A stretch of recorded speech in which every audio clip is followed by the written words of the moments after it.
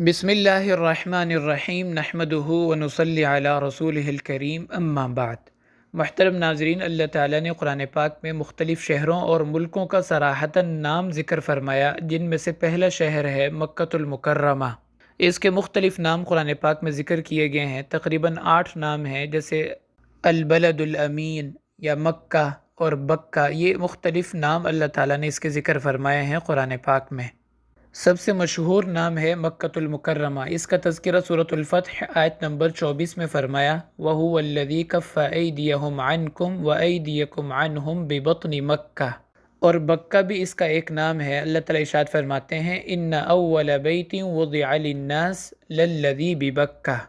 دوسرا شہر جس کا اللہ تعالیٰ نے قرآن پاک میں تذکرہ فرمایا وہ ہے مدینۃ الرسول صلی اللہ علیہ وسلم۔ اس کا پرانا نام یثرب تھا اور موجودہ نام مدینہ منورہ، اور دونوں نام اللہ تعالیٰ نے قرآن پاک میں ذکر فرمائے ہیں۔ یثرب کا تذکرہ تو سورۃ الاحزاب آیت نمبر 13 میں فرمایا، وَإِذْ قَالَتْ طَائِفَةٌ مِّنْهُمْ يَا أَهْلَ يَثْرِبَ لَا مُقَامَ لَكُمْ فَارْجِعُوا۔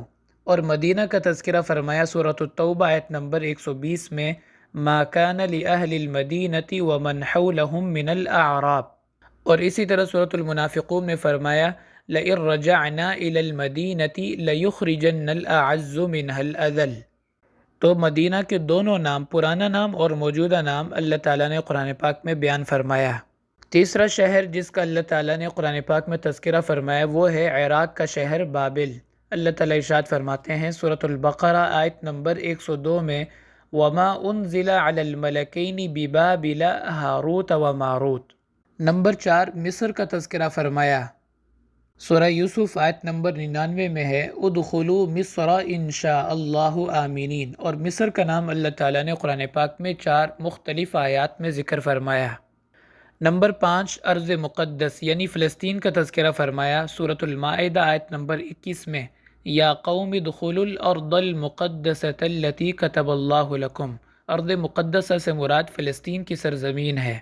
نمبر 6 احقاف کا تذکرہ فرمایا۔ یہ شہر یمن کا عمان اور حضرموت کے درمیان واقع ہے۔ یہاں قوم عاد آباد تھی جن کی طرف حضرت ہود علیہ السلام کو نبی بنا کر بھیجا گیا، اور اس شہر کے نام سے اللہ تعالیٰ نے پوری ایک سورت نازل فرمائی، سورۃ الاحقاف، اور اس کی آیت نمبر 21 میں فرمایا، وَاذْكُرْ أَخَا عَادٍ إِذْ أَنذَرَ قَوْمَهُ بِالْأَحْقَافِ۔ اس کے علاوہ قرآن پاک میں بدر کا تذکرہ ہے جو مدینہ منورہ سے تقریباً 150 کلومیٹر کے فاصلے پر ہے۔ اللہ تعالیٰ قرآن پاک میں ارشاد فرماتے ہیں، وَلَقَدْ نَصَرَكُمُ اللَّهُ بِبَدْرٍ وَأَنْتُمْ أَذِلَّةٌ۔ اس کے علاوہ اللہ تعالیٰ نے قرآن پاک میں حنین کا تذکرہ فرمایا۔ حنین یہ مکۃ المکرمہ کا ہی ایک علاقہ ہے جس کو آج کل شرائع کہا جاتا ہے۔